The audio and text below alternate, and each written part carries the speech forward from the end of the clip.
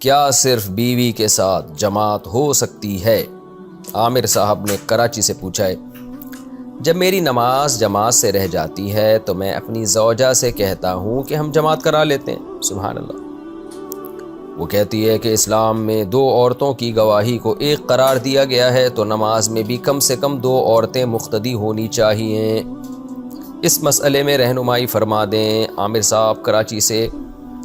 عامر بھائی، آپ کی جو وائف ہیں وہ مجتہد معلوم ہوتی ہیں، بڑے بڑے اجتہادات انہوں نے قرآن و سنت کی روشنی میں شروع کر دیے ہیں، اور دلیل انہوں نے یہ دی ہے اجتہاد کر کے کہ جی 2 عورتوں کی گواہی ایک مرد کے برابر ہے، تو 2 عورتیں جماعت میں ہوں گی تو گویا یوں سمجھا جائے گا کہ ایک بندہ کھڑا ہوا ہے۔ تو یہ دلیل بالکل غلط ہے، یہ اجتہاد بالکل غلط ہے۔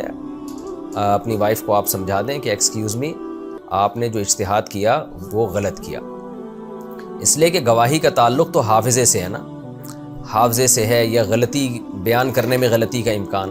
تو قرآن نے جہاں 2 خواتین کی گواہی کا تذکرہ کیا، وہاں اللہ نے فرمایا ان تضل احداہما فتذکر احداہما الاخری، کہ 2 عورتوں کی گواہی اس لیے ضروری ہے کہ اگر ایک عورت میں غلطی کر لے گی تو دوسری یاد دلا دے گی، اس کو بیان کرنے میں غلطی ہو سکتی ہے، یاد رکھنے میں غلطی ہو سکتی ہے۔ وَهُوَ فِي الْخِصَامِ غَيْرُ مُبِينٍ، تو بعض دفعہ بیان کرنے میں نا پورا کانفیڈنس نہیں ہوتا خاتون کو، تو 2 مل جائیں گی تو وہ پورے یعنی کانفیڈنس کے ساتھ بات کر سکتی ہیں۔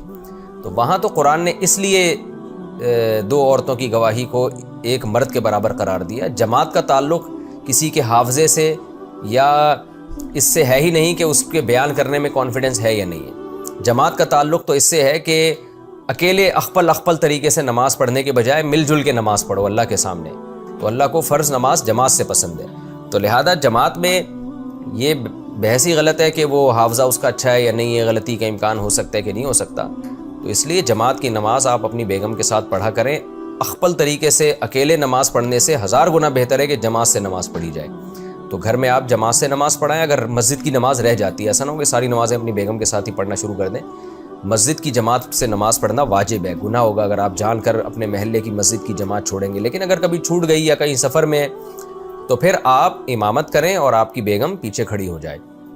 نارملی تو ایسا ہوتا ہے جب انسان مرد کی امامت کرتا ہے تو مرد امام کے ساتھ ہی کھڑا ہوتا ہے، لیکن جب آپ ایک خاتون کی امامت کریں گے تو خاتون پیچھے کھڑی ہوں گی، چاہے وہ آپ کی بیگم ہی کیوں نہ ہو، اور آپ آگے کھڑے ہوں گے، ایک صف کا فاصلہ ہوگا، اور اقامت بھی آپ خود ہی پڑھیں گے اور نماز بھی آپ خود ہی پڑھائیں گے۔